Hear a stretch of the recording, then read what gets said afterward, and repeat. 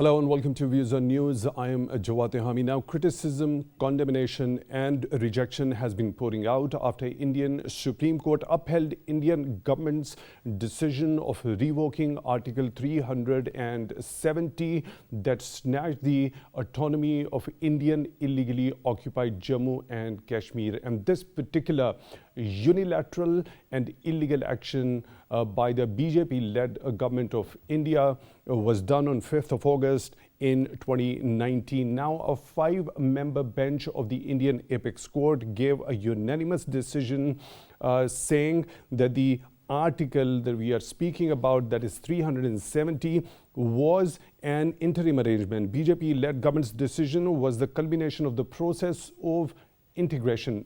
Now, Pakistan immediately categorically rejected this particular verdict of the Indian Supreme Court, with Pakistan's Foreign Office saying that Pakistan does not acknowledge the supremacy of the Indian Constitution over Jammu and Kashmir. Any process subservient to the Indian Constitution carries no legal significance. Also, when the Indian Apex Court was announcing this particular verdict, the petitioners of these petitioners, which actually challenged this unilateral and illegal action of the Indian government, were put under house arrest. Now, Kashmiris from across the political spectrum have categorically rejected this verdict of the Indian Supreme Court, reiterating that their struggle for freedom and their inalienable right to self-determination will continue.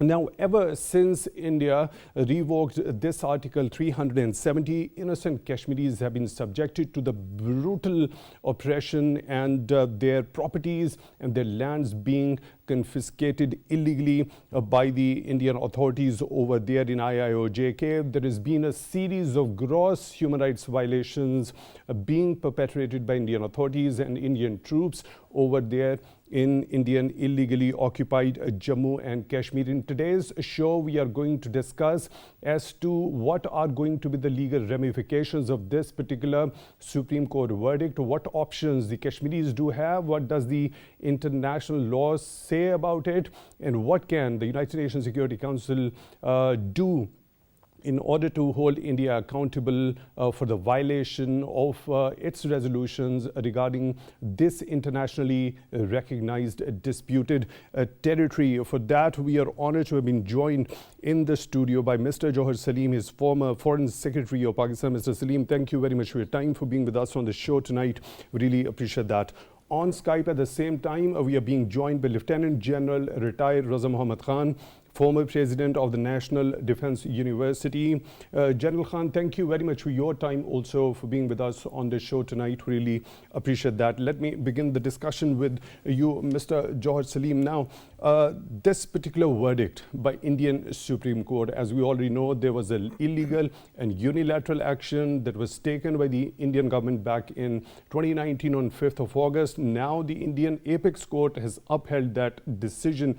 Where do you think the Indian top judiciary stands with its perception of being biased? Thank you, Jawad.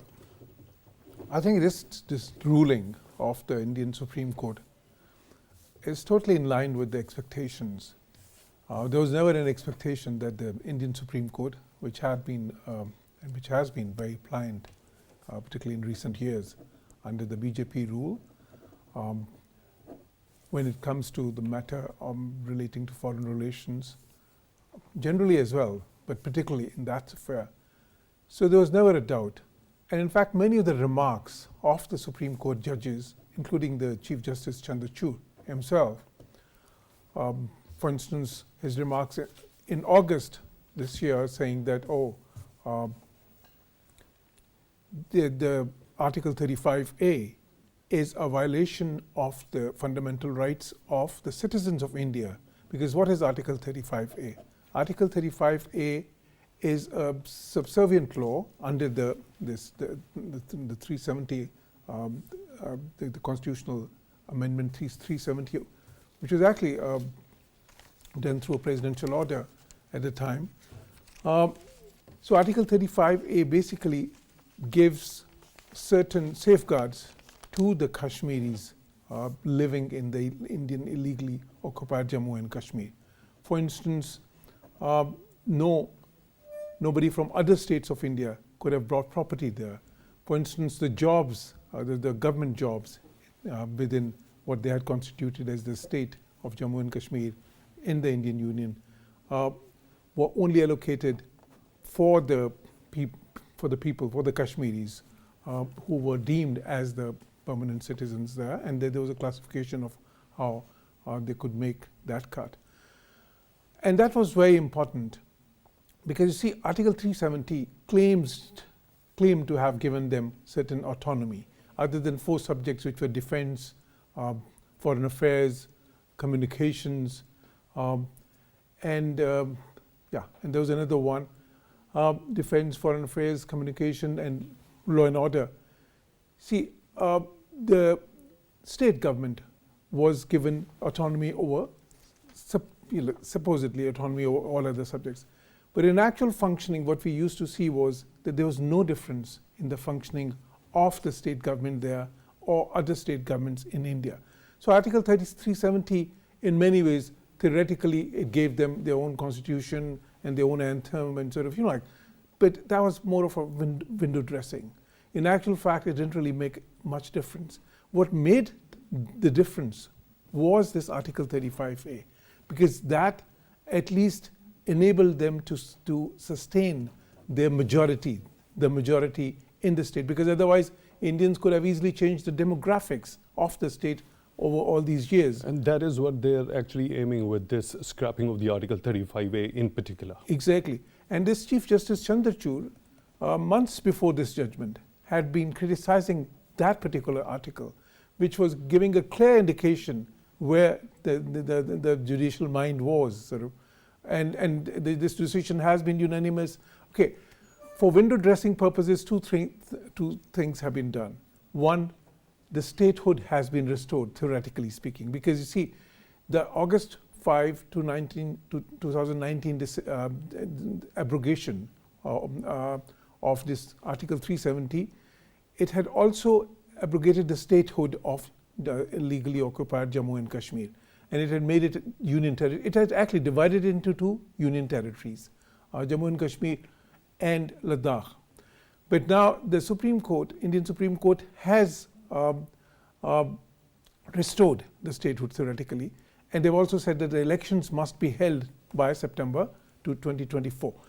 But this is a window dressing because it was always clear that because it's quite a big population, so it can't be really made a union territory for an indefinite period of time. On the other hand, the key point is the Article 35, as I said, and of course the overall Article 370, which gave Article 35A that cover. With this decision, it's very clear what the Indians want. But in terms of this being an international dispute, it does not really matter at all. Because we know, and this has been pointed out in the Foreign Office spokesperson statement on this, that the United Nations Security Resolution 122, which was passed way back in 1957, it had not accepted the position of the Indian National Conference. There was this National Jammu and Kashmir Conference, which was headed by Sheikh Abdullah, which basically said that now that we have a state assembly and elections have been held, so that the whole situation of this international dispute is altered. The UN Security Council had not accepted that position, because they said whatever happens within the Indian Constitution, within India itself, cannot alter the position of this dispute before the United Nations in terms of the international law. So in terms of the international law, in terms of it being a dispute between 2 countries, and where there are very clear resolutions by the United Nations Security Councils, the resolutions of 1948, whereby it had been agreed by both India and Pakistan that a plebiscite, and of course it was mandated by the UNSC, that a plebiscite would be held where the Kashmiri people would exercise the right of self-determination. So that basic core, that remains the same. This would not alter that in any way.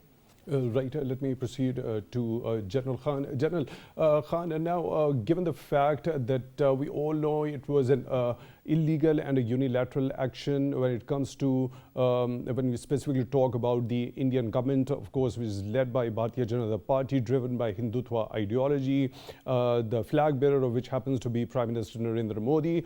Now, what about that perception or that ideal that is globally or universally associated with how basically the judicial system, particularly the top judiciary of a certain country which claims itself to be the largest democracy in the world, what ideal is associated with that when it comes to giving verdicts on the basis of impartiality, neutrality, and with independence? Okay, Bismillah Rahman Rahim. I think a little bit of background on this matter may be appropriate here. Some of that has been described. I'd just like to add that Article 370 was promulgated when Nehru was the Prime Minister in 1952, because before that the Kashmir war had happened and India asked for a ceasefire in Kashmir and went itself to the UN Security Council. We decided that there will be a plebiscite. But unfortunately, despite the fact that both Nehru as well as Mountbatten had been promising to the government of Pakistan at that time, particularly to the Prime Minister of Pakistan, Mr. Liaquat Ali Khan, that a plebiscite will be held. They did not do so. And then eventually, under pressure from the permanent members of the UN Security Council, they found some kind of a way out in the form of promulgating 370, which granted limited autonomy to the Indian held Kashmir. And before that, there was this fake instrument of accession, which is used by India as a rationale for occupying Kashmir. And in that instrument of accession itself, it is very clearly stated that the Indian Constitution will not be applicable to Kashmir except for the defense, foreign affairs, and communications. So, as a first step, it is the violation of that instrument of accession. The first step is I seek your pardon, General Khan, for the interjection over here. Please stay with us. We are now joined by another participant. Let me first proceed to Mr. Ahmer Bilal, Sufi, expert in international law, joining us on the phone line. Mr. Sufi, thank you very much for joining us in Views on News tonight. Really appreciate that. After this particular Supreme Court's verdict upholding that unilateral and illegal action of Indian government back on 5th of August 2019, what are going to be the legal ramifications as far as the disputed status of IIOJK is concerned from here onwards? Well, obviously, India has made an effort to claim title of the territory of IIOK, and they want to argue that now it rests with the Union of India, but that is not the case under international law. At best, that is a judgment by the domestic court or by the domestic Supreme Court of India. That's an interpretation, a restricted interpretation. And if you examine the judgment, surprisingly, it mentions nowhere the Security Council. It mentions nowhere the resolutions. It mentions nowhere the right of self-determination. So they have completely shut off all international developments which have taken place over the last 75 years from the cognizance that the Supreme Court has looked into in a very restrictive fashion. So the effort to claim title could be something that they can politically claim that now the transfer of the land which they were occupying on their side of line of control, their title stands transferred. But that will be India's version. From international law standpoint, you cannot alter the contours of a legal or the legal features of an international dispute through domestic judicial pronouncement of this nature, particularly when there are so many UN resolutions pending which talk about the disputed category, and also not only the land has a dispute aspect to it, but also the people who live on that land have an issue of right of self-determination. Right, Mr. Sufi, when the international law says you can't alter the status of internationally recognized disputed territory, and here we see the Indian government going for that, and also the kind of verdict the Indian Supreme Court has given in violation of the relevant United Nations Security Council resolution. So in that sort of a scenario, what sort of a mechanism comes into play when it comes to these violations? Is there any sort of a mechanism that comes automatically into play as far as United Nations Security Council itself is concerned? Well, it really depends how Pakistan and the Kashmiris decide to take up this matter with the UN Security Council. At the moment, there is no active agenda relating to Kashmir in the UN Security Council or in the Office of the UN Secretary General, except some matters relating to the deployment of UNMOGIB, which is a UN observer mission on line of control. Other than that, there is nothing regularly over there based on which the Security Council itself can take cognizance. The way to go about would that be that we can make an effort to bring this to the notice of the UN Security Council or to the notice of the UN Secretary General in terms of Article 99. And in addition to the UN, the other options are that we can also make an effort to bring it to the notice of permanent 5 capitals, which are those countries that enjoy the veto power, since they influence the decision making in the United Nations and in the Security Council as well as the General Assembly. So Pakistan may serve the cause of Kashmir better if it takes up a strategy to bringing all these matters to the notice of the capital and analyzes this judgment from a legal perspective and identify the legal infirmities in this judgment, which are quite a few. So therefore, but again, since it is probably the caretaker government which has restricted legal framework, but once we have elections on 8th February, then the elected government will have the more comprehensive mandate to take this matter in a suitable direction and develop a comprehensive strategy for that. Right, Mr. Sufi. So, does Pakistan have this only option of sensitizing the P5 or going only to the United Nations Security Council, asking it to hold India accountable for the violation of the United Nations Security Council resolutions, or going towards International Court of Justice could be another option as well? Well, International Court of Justice is something that one can examine, but for the time being, I am not too sure if that course of action can be taken, since there are declarations and reservations attached by India to the statute of the ICJ and some by Pakistan as well. So we'll have to really identify if such a matter can be taken to the International Court of Justice. But kindly remember, when we say we have to take the case to any judicial forum, it merely is one of the options. The other option is that you take your case meaning you present your version, your thought process, your arguments relating to Kashmir, and bring it to the notice of suitable global forums. And there are quite a few of them. But for that, again, as I mentioned, there has to be a very comprehensive strategy, because on one hand, we need to look into this, and also, on the other hand, highlight the fact that India's design to assert control over territories outside its boundaries is a very dangerous design in terms of international law, because it offends the principles of the UN Charter outrightly. As you know, Indian government is saying and has been projecting the idea of United India or Akhand Bharat, which basically is a concept in which several neighboring countries of India at the moment would deem to be part of the larger India or the greater India. Now that whole idea is against international law. So if what they have done with Kashmir through this judicial order and through this legislative instrument, that's the direction they are taking in terms of acquiring more territory. And even in this judicial judgment, which validates 5th August 2019 presidential order, The presidential order lays an extraterritorial claim.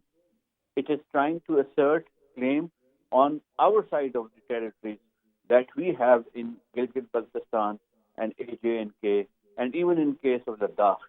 So these designs, which are expansionist designs, which are no more speculations, no more political rhetoric, they are actually very clearly laid down in legislative instruments and now being judicially approved, is something that we need to bring to the notice of international community, that a power or a regional entity or regional country is trying to grow beyond its recognized international borders in one way or the other, through legal means, through use of force, through interventions, and to other legal and illegal instruments that it has at its disposal. Right, Mr. Sufi, we understand there are numerous United Nations Security Council resolutions regarding this particular dispute now. So what about the status of the bilateral treaties between the two countries? For example, if we specifically talk about the Simla Accord, keeping in view the provisions of this particular bilateral treaty, what legal options Pakistan can have in the light of this particular treaty, if we specifically talk about Simla Accord? You see, even obviously Pakistan's long-standing position is that a UN Security Council resolution is the law laid down to administer all aspects of Kashmir dispute.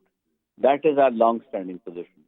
The alternative position that Pakistan has taken is that, okay, fine, if you do not wish to go down the UN route, then let us have a bilateral engagement, a formal bilateral engagement to find ways to resolve this issue.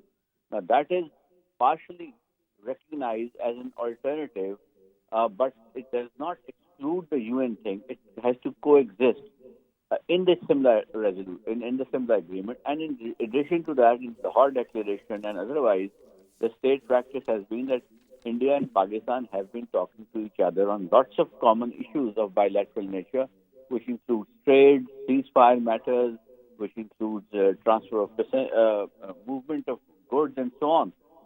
So Pakistan has been open to idea of resolving Kashmir amicably in accordance with the wishes of people of Kashmir, bilaterally with India as well. But unfortunately, the Indian side has not been responding well. Even Pakistan went to the extent some years ago to launch what they call a legal diplomacy between India and Pakistan, because essentially several disputes that Pakistan has with India have legal dimension to them, which is Silk Creek, Siachen, Kashmir, and others. They all have legal dimension, international law relating to territory, law relating to maritime boundaries. Pakistan has been making suggestions, but no reception from the Indian side that can come and sit. So what I'm saying is bilateral forums should be explored between India and Pakistan as well, in respect of matters such as Kashmir, in respect of matters such as transit goods, in respect of matters regarding access to each other markets. All these can be opened up, provided India is prepared to resolve this issue with Pakistan in accordance with the Kashmiris' aspirations. But they clearly want to stonewall every peaceful option of bilateral negotiations, leaving Pakistan with no choice but then to assert that then UN resolution is the only mode of action left for taking the Kashmir issue forward. Right. Mr. Ahmer, Bilal, Sufi expert in international law, joining us on the phone line. Thank you very much for taking time out for Views on News tonight. Really appreciate that. General Khan, now, you already mentioned on first and the foremost this particular action by Indian government and then a subsequent verdict by Indian Apex Court is the violation of instrument of accession. Also, please continue and complete your thought. All right, so you asked the question from Mr. Ahmer Bilal Sufi about the Shimla Agreement, and let me exactly read out to you two clauses of the Shimla Agreement. The first one is, quote, that the principles and purposes of the Charter of the United Nations shall govern the relations between the two countries. This is the first clause of the Shimla Agreement. The second clause reads that pending the final settlement of any of the problems between the two countries, neither side shall unilaterally alter the situation and both shall prevent the organization, assistance, and encouragement of any acts detrimental to the maintenance of peace and harmonious relations. Very clearly, I think India has violated the Shimla Agreement as well. And actually, by violating this agreement and other international agreements, it is clearly falls in the category of a rogue state. Having said that, I'll come back to where I had left the discussion. And I'd like to add that, when the BJP came to power, and I'll take the period from 2018 till 2024, they had two very clear objectives in their manifesto. And the first one was, the demolition of the Babri Mosque and raising of the Ram Mandir on top of that. It was demolished in India, but in the year 2018, the Indian Supreme Court, illegally, I would say, because even there, they had very clearly said that they do not have, historical evidence about that, but that they had to regard the wishes of the majority of the people, and they gave it to Modi in a plate, and this the first portion of the BJP manifesto was met. And then, as a consequence, you saw that the BJP government took political advantage of that. And in addition to the Babri Mosque issue, the Pulwama drama, and then the attacks on Balakot, these were the two issues because of which they won the 2019 elections. Now, fast forward to, of course, the 370, the Article 370's abrogation was part of that, and it was challenged, I think, much earlier. But the Indian Supreme Court actually ignored it purposefully. And they started considering it only about 6 to 7 months back. And they deliberately avoided, a decision on that and brought it to the month of December, because next year, in April or May, the general elections in India are due. And by endorsing the BJP government's decisions about Article 370, they have given a very good chance to the BJP government to win again this 2024 elections. In addition to what the BJP government is already doing against other minorities, particularly the Sikhs, by killing, murdering Sikhs in Canada and threatening others in the United States, so that the Sikh referendum, which is due in January, that is sabotaged. And if that is done, then these two events put together will grant the BJP good chances of victory. So the Indian Supreme Court is actually highly politicized, and it is highly biased. Actually, it is like a kangaroo court. And I'll give you a few other examples of that. You see, in 2002, 3,000 Muslims were butchered, and there was arson in there. And they actually acquitted all the people who were involved in that. Very recently, a few years back, 100 Muslims who were murdered in the Samjhota Express in 2007, all the accused, they've been released because they belong to the BJP party. Similarly, I think they have rejected the request of the Muslims to wear veils or hijab in schools and in universities in Karnataka. They have also banned, the azan in the mosque. So they are actually now alienating 200 million Muslims of India.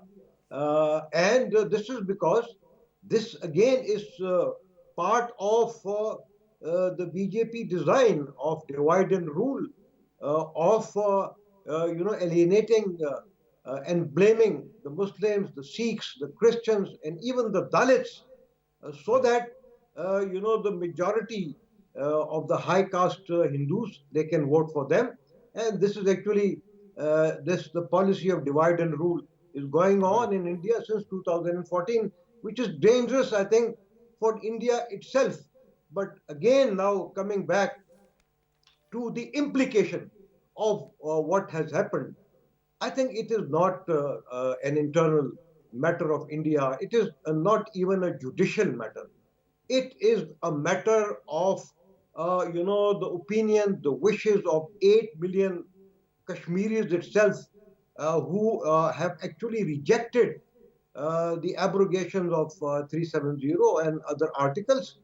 They've rejected, the settled colonization in Kashmir, like the Palestinians have rejected the settler colonization in Raza and in West Bank. And I think Kashmiris are not going to allow this to I happen. seek your pardon over here, General Khan, for the interjection over here. Very pertinently mentioned before that the Indian Apex Court, considering this particular matter just 6 to 7 months before, and now announcing this particular verdict in the month of December, just before when the general elections are due in May 2024, it seriously raises some questions about the impartiality and the independence of judiciary working over there. I'll come back to you, as you have also mentioned that Kashmiris from across the political spectrum have rejected this particular verdict also. So what sort of options do Kashmiris hold right now? Let me once again proceed towards Mr. Saleem. Now, Mr. Saleem, when it comes to the violation of the United Nations Security Council resolutions, is there any accountability mechanism in place for any of the party which is violating those United Nations Security Council resolutions? And if it is there, how can it be brought into play? Yeah. I think some very pertinent points have been made by Ahmed Bilal Sufi, who actually happens to be an old friend. And he's a leading authority, of course, on international law in Pakistan. But I have to say here that some of the things that he suggested, they would be as we speak, they would be carried out, or being carried out rather, because they are like standard practice. For instance, he suggested that Pakistan should seek intercession of the UN Secretary General, or take the matter to the UN. Our mission in Geneva, our missions in New York, they would be already occupied with that. Secondly, he said that we should individually go to all the permanent members of the UNSC, and in all those capitals we should seek their intercession. I'm sure that this would be right now, as we speak, being done. And the results, of course, you always say there's a time lag, and of course it depends what their reaction is. But as a standard practice, we always do that in our diplomacy. The third thing is the Simla Accords. On that, I think the generals have made some very pertinent comments, and he read out the clauses of the Simla Agreement. So basically, Simla Agreement, what it said was that until the eventual resolution of this dispute, and of course it referred to the fact that both Pakistan and India, they would abide by the principles of the Charter of the United Nations, and meaning thereby also the resolutions of the United Nations. So that is for like the interim period. And the purpose of Simla Accord was that for that period, at least the two countries could have, for instance, trade, could have some CBMs, could have normal relations rather than hostility. That was the purpose. But it was not a solution in any way, or it was not an acceptance of the fact that, okay, the UN resolutions are not valid anymore and it's a bilateral issue. Not at all. Now we have come to the point that you have made, and that is what can be done in terms of what it would be accountability in terms of if there's a violation of the United Nations Security Council resolutions. So first of all, we have to remember that this violation has been taking place for the last 75 years. Now, as per the UN mechanisms, the only accountability is that the UNSC meets again, because it is brought to the attention of the UNSC members, and some of the UNSC members then they call for a meeting, and then there's a discussion on that, and then of course there could be another resolution. There have been a couple of UNSC meetings regarding the Kashmir dispute in the recent past also. Exactly. A couple of them. Yeah. Right? Well, what happened was that after this 5th August 2019 actions, we had a concerted campaign, diplomatic campaign all over the world. Like I was part of that because at that point I was ambassador to Germany and then Italy. And there was a sustained campaign. And because of that campaign, particularly what our missions to the United Nations did at the time, the matter was taken up by the United Nations, and after a long, long time, after decades, it was taken up again. But it remained inconclusive. There was some discussion. But of course, as we all know, and as I've been mentioning always, that within the United Nations Security Council systems, out of the 5 permanent members, like all the Western members, they're generally sympathetic to Indian perspective on many, many issues because of the special sort of, perspective they have on India because of the realities of international politics, without going into the details of that. And of course, the game that we see being played in Indo-Pacific. So basically what it did was that the discussion took place, but after that, literally there was no substantial change or no substantial outcome, so to speak, although there was a clear violation of the original resolutions. And then subsequent, all the China, China as always, China took a very clear position on that and supported Pakistan. And it was, and I have to say it here, it was primarily because of China's support that we were able to actually even have that discussion within the United Nations. So what else is required to get going with that particular thing that happened already with China's support, the United Nations Security Council taking this matter up? I think, again, we have to endeavor that there's, to take this matter to the United Nations and of course, like seeking China's support and other friendly countries' support to endeavor to ensure that there is a debate at least on this, that this matter is again discussed. That there are various ways of discussion by the UNSC. There's a formal way, and there could be an informal discussion as well. So I think it's very important that at least this discussion takes place, by the... Right, Mr. Saleem, I seek your pardon for the interjection over here. The point which I'm trying to understand over here is that why the United Nations Security Council doesn't come into action automatically where it sees or deems that its its resolutions are being violated. Why a certain specific party, which happens to be the victim of it, has to go and knock at its doors? Yeah, because you see, we have to understand here what is United Nations. It's not really a body independent of its members. United Nations is just a collection of its membership. That's what it is. So, and within that there are mechanisms. Of course, there are 5 permanent members, but those are countries. There are the non-permanent members, 10 non-permanent members of the UNSC, and then there's the General Assembly and sort of like all the membership of which is a very wider membership of the countries of the world. But at the end of the day, it's the countries who decide. So if those countries are not interested to that extent, particularly the countries which are in the most powerful position, they're the 5 permanent members, then nothing moves in the United Nations. We're like for instance, in this, I think just a couple of days back in the... So are they naturally not responsible to hold or uphold the sanctity of the resolutions passed by this very particular body? They should. In an ideal world, that should happen. And that is the very reason that the United Nations has been losing its moral authority over the years. And that is the very reason that the United Nations is not taken seriously by so many countries. For instance, Israelis, they call it United Nothing now because they know that it doesn't really have a force. Why? Because Americans would always veto any resolution against the Israelis. A few days back I had said that in a discussion on Gaza, that even if there's a resolution where everybody would support the resolution, the Americans would still veto it, and we saw that happening yesterday or day before. So the point is, the United Nations is not really, it's not a court. United Nations is not a body which is sort of, which is impartial in that way, because it's a body which is a collection of a membership. Right. And that membership is countries. And if the perspective of countries changes, if the policies of those countries change, then what happens in the United Nations also is not going to be the same. So what about the option of taking this particular matter to an international court?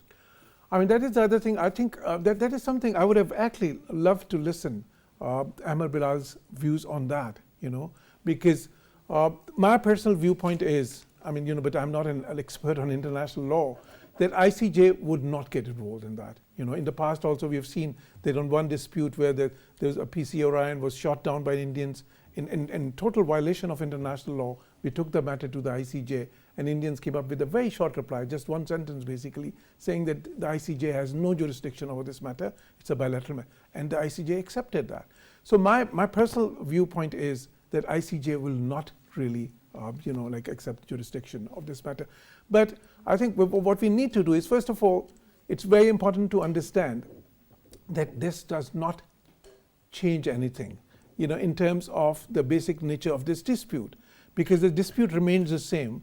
This is, it is a dispute between two countries which has to be decided eventually as per the UNSC resolutions and also the aspirations of the Kashmiri people. And in that, okay, even if some legal cover has been given by an Indian court to the action of their own government, it is just okay, then that's... So that's naturally not going to have an effect on the relevant United Nations Security Council resolutions. But what about the Kashmiris, which have been living under brutal subjugation? Now, after this endorsement, judicial endorsement of this illegal and unilateral action of Indian government, what's going to be their life? Let me take this particular point to General Raza first.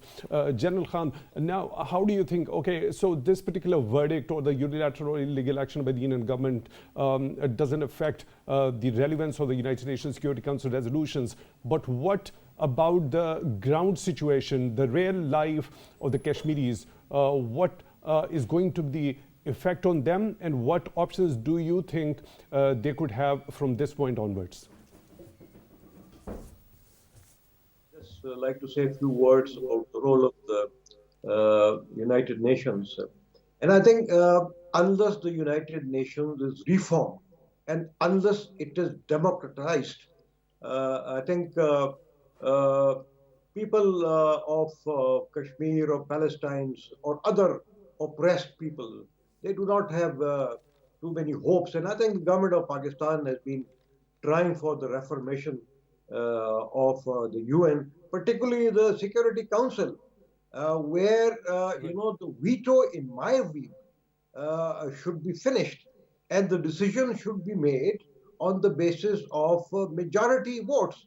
Like if there are 15 members, I think let's say 2/3 of them vote for a particular issue, and that should be carried. But I think we well can taken, General Raza. I seek your pardon for the interjection over here. Unfortunately, we are short of time and we'll have to end the show over here. You're of the view democratization of the United Nations Security Council resolutions and getting the vote by majority and abolishing the veto power. Lieutenant General retired Raza Muhammad Khan, former president of the National Defense University, thank you very much for being with us on the show tonight. Really appreciate that. In the studio, we were joined by Mr. Jauhar Saleem, former Foreign Secretary. Mr. Saleem, thank you very much for your time, also for being with us on the show tonight. Really appreciate that. With that, we come to the end of today's show. Thank you very much for being with us.